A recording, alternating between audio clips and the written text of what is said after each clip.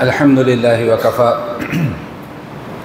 والصلاة والسلام علی عباده الذین اصطفى اللہم صلی علی سیدنا و مولانا محمد وعلی آل سیدنا و مولانا محمد وبارک وسلم وصلی علیہ سبحان ربک رب العزت عما یصفون وسلام علی المرسلین والحمد للہ رب العالمین۔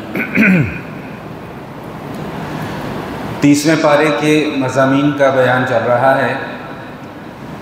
گزشتہ نشست میں سورۃ المطففین کے مضامین کے حوالے سے یہ گفتگو کی جا رہی تھی کہ 2 مقامات ہیں، ایک سجین کا مقام ہے اور ایک علیین کا مقام ہے۔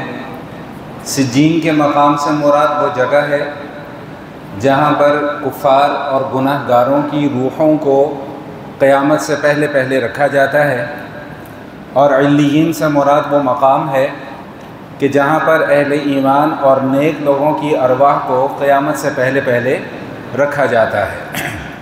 اور یہ گزارش بھی عرض کر دی تھی کہ احادیث سے یہ بات معلوم ہوتی ہے کہ سجین 7 زمینوں کے نیچے ہے اور علیین 7 آسمانوں سے اوپر ہے۔ باقی اس سے زیادہ کوئی تفصیل نہ قرآن نے بیان کی ہے نہ حدیث نے بیان کی ہے۔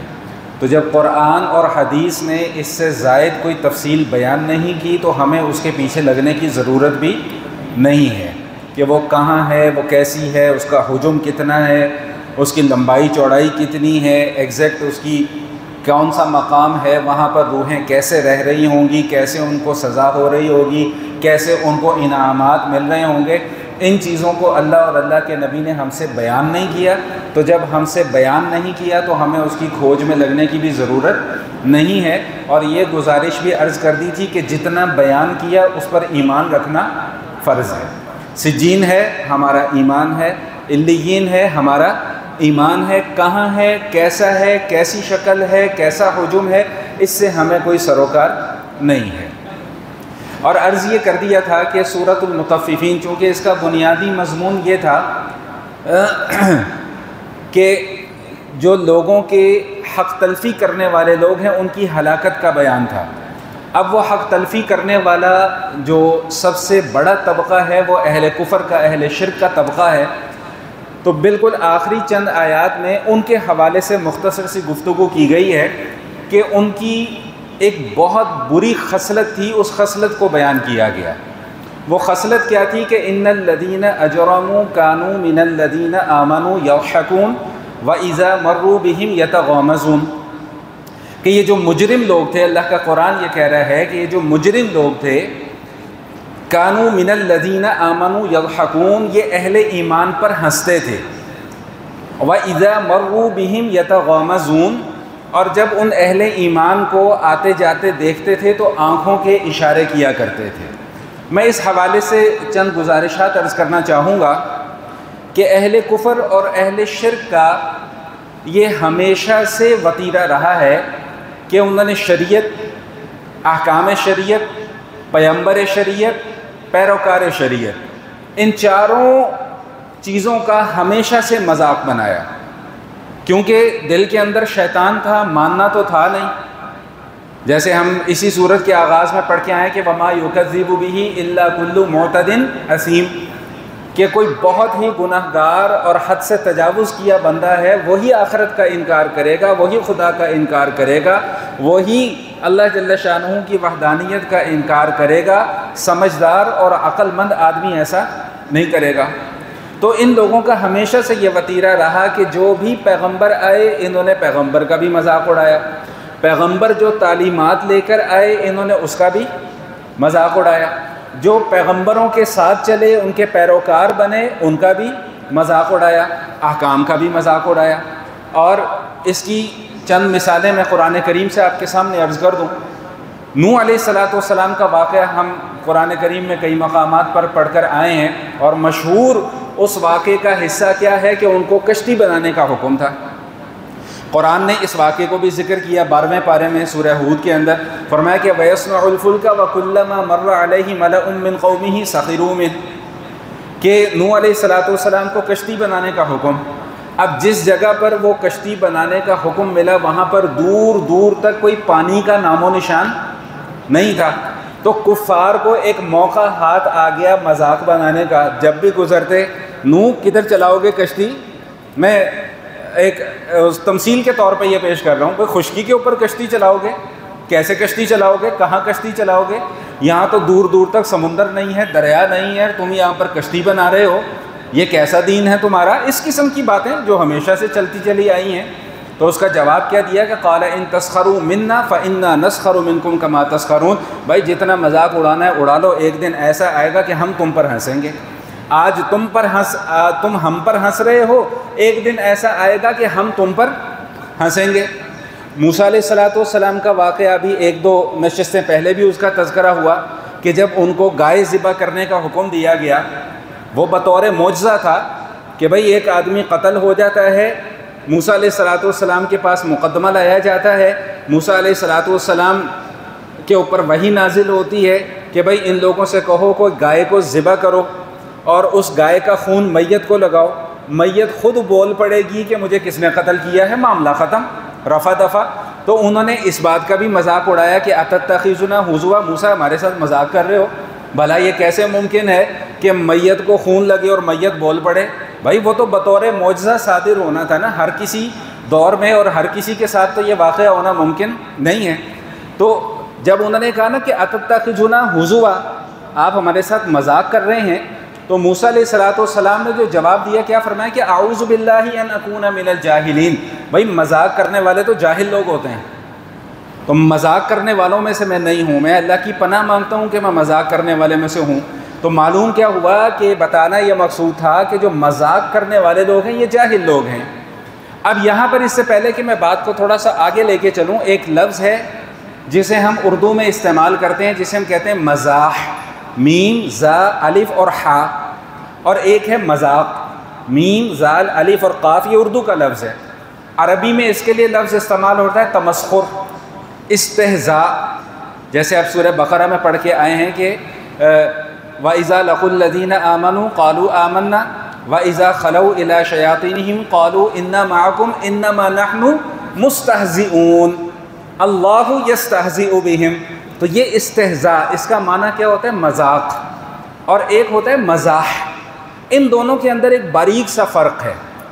وہ فرق کیا ہے کہ مزاح جو ہے اس کا مقصد ہوتا ہے دل لگی کرنا، خوش طبعی کرنا، کوئی ایسی بات کر دینا کہ جس سے مجلس والے محظوظ ہو جائیں، اور مزاح کے اندر کسی کی دل آزاری مقصود نہیں ہوتی، نہ ہی کسی کی کوئی عیب جوئی مقصود ہوتی ہے، نہ ہی کسی کی کوئی تحقیر مقصود ہوتی ہے، بلکہ اس کا مقصد صرف یہ ہوتا ہے کہ محفل کے اندر جو ہے وہ ایک خوشنمائی کا احساس پیدا ہو جائے، ایک خوش طبعی کی کیفیت پیدا ہو جائے۔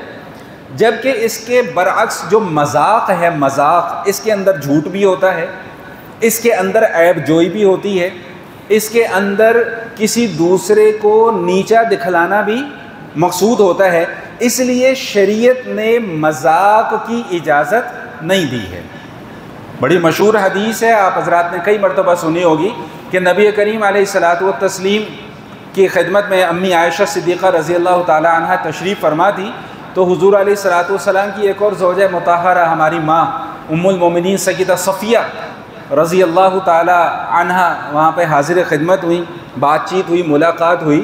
تو جب وہ واپس چلی گئیں تو ان کا قد تھوڑا سا چھوٹا تھا، تو ازراہ مذاق امی عائشہ صدیقہ رضی اللہ تعالیٰ عنہا نے عرض کیا کہ صفیہ تو اتنی سی ہیں، کیسے؟ ہاتھ سے اشارہ کیا جیسے ہم کہتے ہیں ٹھگنا، چھوٹے قد والا۔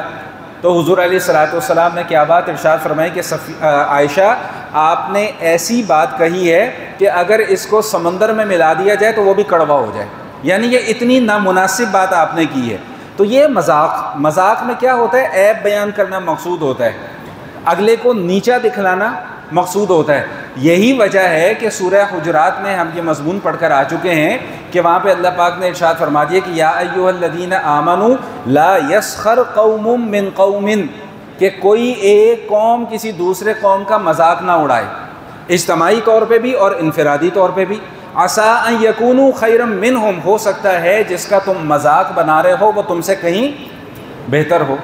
حضور اقدس صلی اللہ علیہ وآلہ وسلم کی سے مزاح ثابت ہے، مذاق ثابت نہیں ہے، یعنی دل لگی، خوش طبعی۔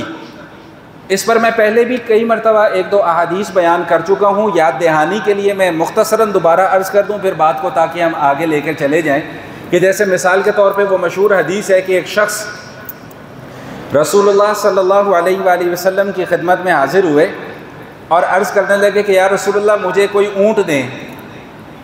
تو حضور اقدس صلی اللہ علیہ وآلہ وسلم نے ارشاد فرمایا کہ بھائی ہم تمہیں اونٹ تو نہیں دیں گے، ہم تمہیں اونٹ کا بچہ دیں گے۔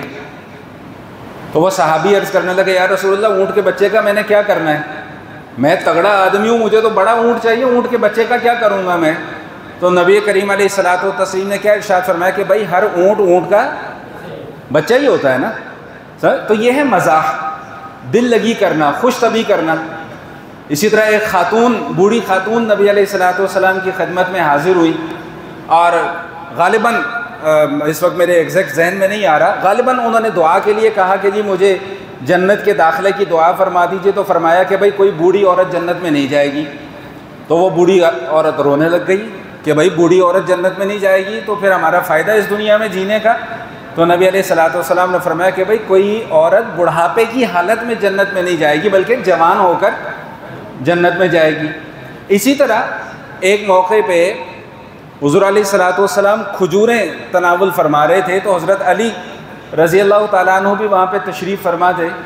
تو نبی کریم علیہ الصلوۃ والتسلیم تو کھجوریں نوش فرما رہے تھے، اور اس کی جو گٹھلی تھی وہ حضرت علی رضی اللہ تعالیٰ عنہ کے سامنے نبی علیہ الصلوۃ والسلام رکھ رہے ہیں۔ تو تھوڑی دیر بعد حضور علیہ الصلوۃ والسلام نے فرمایا کہ علی آپ اتنی زیادہ کھجوریں کھا گئے، حالانکہ کھجوریں تو کون نوش فرما رہے تھے؟ حضور علیہ الصلوۃ والسلام۔ تو ازراہ خوش طبعی کیا فرمایا کہ علی آپ اتنی زیادہ کھجوریں کھا گئے۔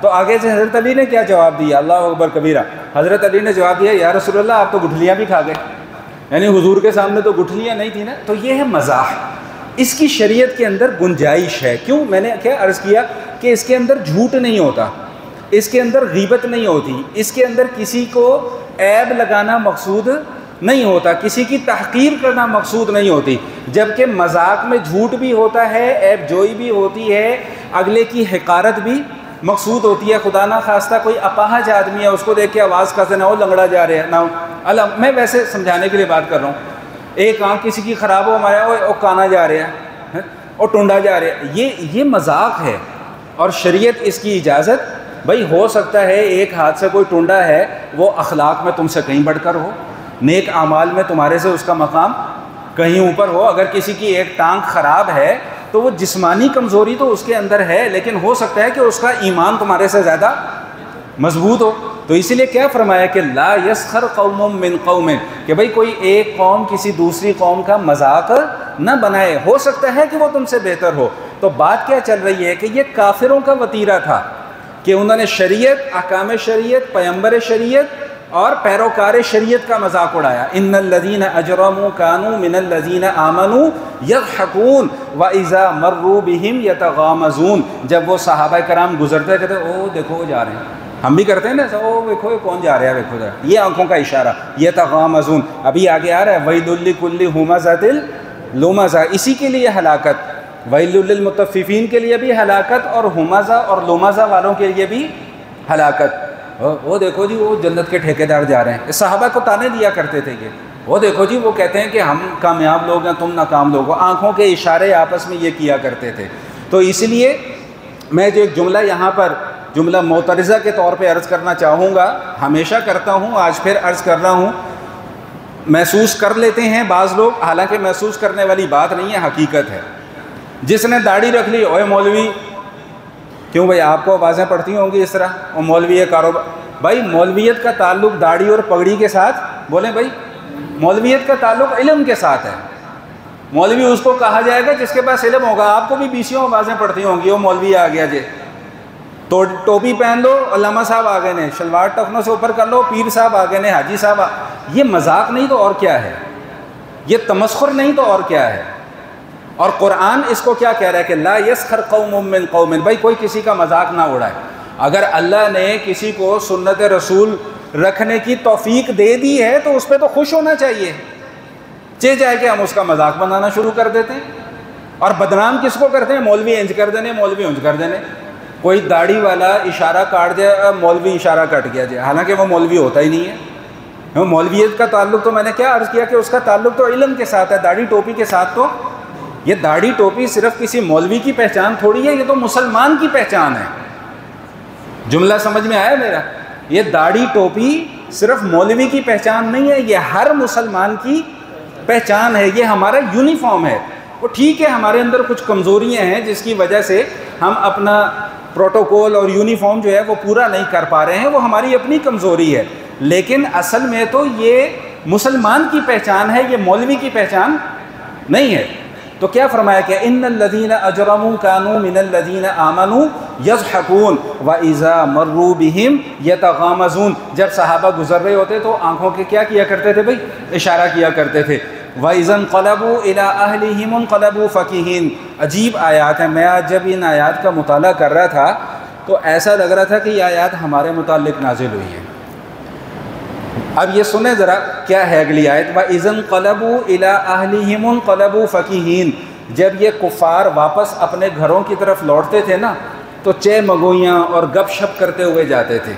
اور گپ شپ کن کے متعلق ہو رہی ہوتی تھی؟ چہ مگویاں، قیاس آرائیاں کن کے متعلق ہو رہی ہوتی تھی؟ صحابہ کے متعلق۔ یہ ایسے ہیں، یہ ویسے ہیں، آج ان کا نبی یہ کہہ رہا تھا، آج وہ ان کے ماننے والے یہ کہہ رہے تھے، آج ان کی یہ تعلیمات ہیں، آج ان کی یہ تعلیمات ہیں، وہ کہتے ہیں کہ بتوں کو، یہ ان کی آپس کی گفتگو ہوا کرتی تھی، یعنی کہ اس میں بھی تمسخر یعنی مذاق اڑانا مقصود ہوا کرتا تھا۔ اور یاد رکھیے گا کہ میں ایک جملہ عرض کر کے بات کو آگے لے کے جا رہا ہوں کہ کسی شخص کا بھی، کسی فرد کا بھی مذاق بنانا یا مذاق اڑانا یہ اہل ایمان کا طریقہ بولے بھائی نہیں ہے، یہ کفار کا طریقہ ہے۔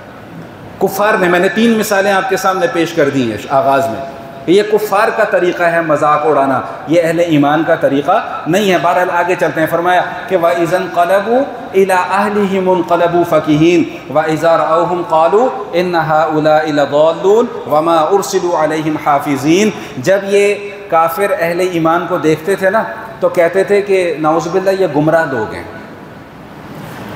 خود کی گمراہی تسلیم کرنے کے بجائے کیا کہتے تھے کہ یہ گمراہ لوگ ہیں۔ تو اللہ نے کیا جواب دیا؟ یہ جواب میرے اور آپ کے لیے بھی ہے کہ وما ارسلوا علیہم حافظین۔ میں آج کل کے تناظر میں اس آیت کا ترجمہ کر دوں کہ بھائی تمہیں ان پر جج بنا کر نہیں بھیجا۔ آج ہمارے معاشرے کی بھی ایک کیفیت ہے کہ ہر آدمی دوسرے آدمی کے لیے کیا بنا ہوا ہے بھائی؟ جج بنا ہوا ہے۔ وہ آج فلاں کے پاس کیوں چلا گیا، وہ آج ٹمکانے کے پاس کیوں چلا گیا، وہ اس کے پاس بیٹھ کر کیا کر رہا ہے، وہ اس سے کیوں ملنے چلا گیا، آج اس نے کیسا سوٹ پہنا ہوا ہے، آج اس نے کیسی گھڑی پہنی ہوئی ہے، آج اس نے کیسی ٹوپی پہنی ہوئی ہے، آج اس نے کیسی اینک پہنی ہوئی ہے۔ وہ مجھے ایک لطیفہ یاد آ گیا، باتوں باتوں میں ایک لطیفہ یاد آ گیا۔ ایک صاحب سے ملاقات ہوئی ایک شادی پہ، بڑی پرانی بات ہے، بڑی پرانی بات ہے۔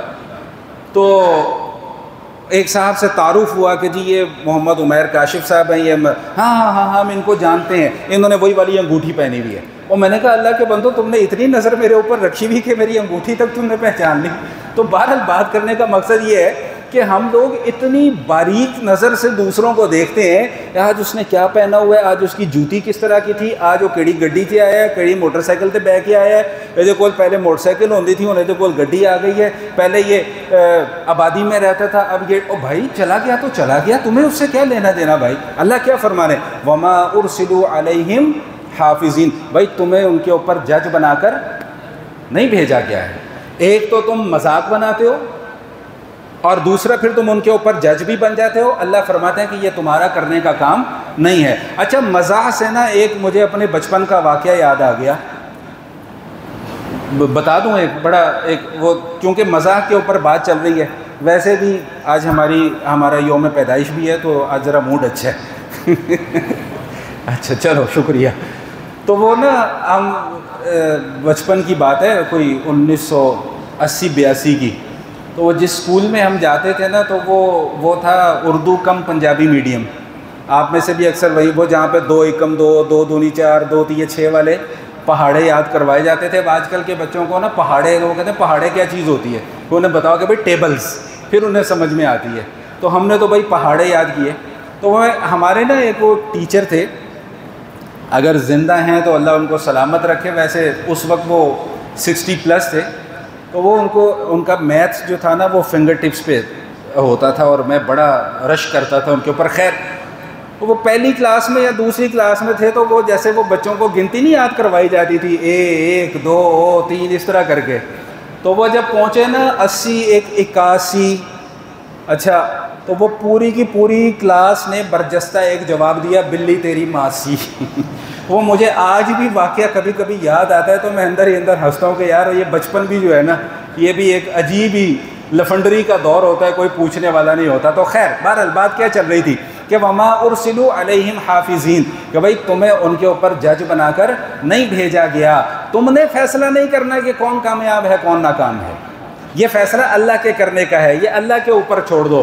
جو اللہ کی مان کر چلے گا وہ اللہ کی نظر میں کامیاب ہے, جو اللہ کی مان کر نہیں چلے گا وہ اللہ کی نظر میں کامیاب نہیں ہوگا. وما ارسلوا علیہم حافظین فالیوم الذین آمنوا من الکفار یضحکون علی الارائک ینظرون هل ثوب الکفار ما کانوا یفعلون. ابھی میں نے آغاز میں کیا ایک جملہ عرض کیا تھا نوح علیہ السلام کا, کہ انہوں نے اپنی قوم کو کیا جواب دیا تھا کہ بھائی آج تم ہم پر ہنس رہے ہو, ایک وقت ایسا آئے گا کہ ہم تم پر ہنسیں گے. قرآن کہہ رہا ہے کہ یہ وقت کب آئے گا, فَالْيَوْمَ الَّذِينَ آمَنُوا مِنَ الْكُفَّارِ يَضْحَكُونَ, یہ وقت تب آئے گا کہ جب جہنم والے جہنم میں چلے جائیں گے, جنت والے جنت میں چلے جائیں گے. تو علماء مفسرین نے ایک روایت نقل کی ہے کہ جو اہل جنت ہوں گے نا ان کے پاس ایک کھڑکی ہوگی جہاں سے وہ اہل جہنم کو دیکھ رہے ہوں گے. اب اہل جہنم والوں کے ساتھ کیا جائے گا, ان کے ساتھ یہ کیا جائے گا کہ جہنم کا دروازہ کھول دیا جائے گا. توجہ سے سنیے گا, جہنم کا دروازہ کھول دیا جائے گا اور انہیں کہا جائے گا کہ جہنم سے باہر نکلو. جب وہ جہنم کے دروازے کے قریب پہنچیں گے نا اس ارادے سے کہ ہم باہر نکلیں, تو دروازہ ان کے لیے پھر کیا کر دیا جائے گا بھائی, بند کر دیا جائے گا. تو یہ نظارہ جنت سے بیٹھے ہوئے اہل ایمان دیکھ رہے ہوں گے. اللہ فرما رہے ہیں کہ فَالْيَوْمَ الَّذِينَ آمَنُوا مِنَ الْكُفَّارِ يَضْحَكُونَ, آج اہل ایمان ہنس رہے ہوں گے کہ دیکھو کل یہ ہمارا مذاق اڑایا کرتے تھے, آج ان کے ساتھ کیا مذاق چل رہا ہے. علی الارائک ینظرون, وہ تختوں کے اوپر بیٹھے ہوں گے اور یہ منظر دیکھ رہے ہوں گے. هل ثوب الکفار ما كانوا يفعلون, کافر جو کچھ بھی اس دنیا میں کیا کرتے تھے اس کا پورا بدلہ اور پورا حساب ان کو آخرت میں جا کر دیا جائے گا. اس مضمون کے ساتھ سورۃ المطففین مکمل ہو جاتی ہے.